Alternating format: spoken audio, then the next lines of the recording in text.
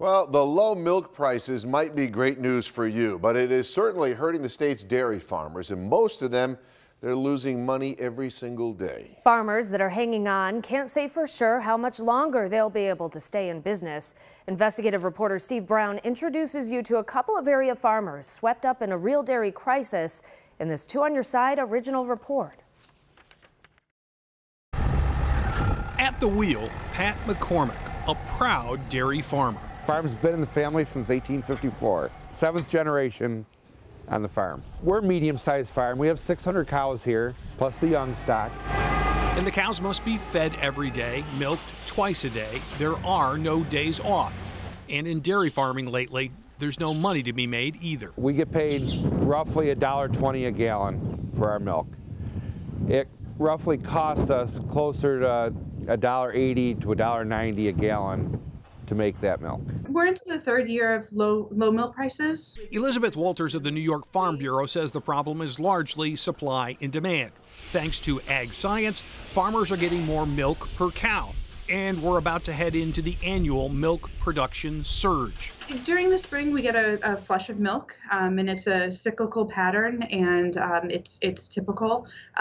But with low milk prices and you have a flush of milk, it can force prices to go down a little bit more. Couple that with a drop in demand. Now Americans are eating more cheese, more butter, more yogurt, but less ice cream. I know, but that's what the U.S. Department of Agriculture data says. The big decline is in milk consumption. People have been drinking less of it for years, down almost 22% since 2000. No dairy farmer in the United States is prospering if this is the only thing that they're doing.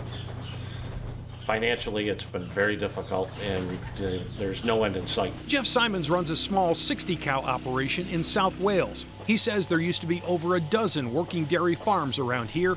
Now he counts just 4. The dairy industry is not going to be here much longer if changes don't come. Dairy farmers are cutting every corner they can think of. McCormick let 2 of his employees go, doing more of the work himself. Old equipment will have to do because there's no money for new. And still, he figures by year's end, he and his family will have to decide whether to keep the farm going. It's difficult to sleep at night at times. We're currently not making money. We're losing money every day we're open, have the doors open. It's getting to the point where we don't have a lot left. In Java Center, Steve Brown, Channel 2 News.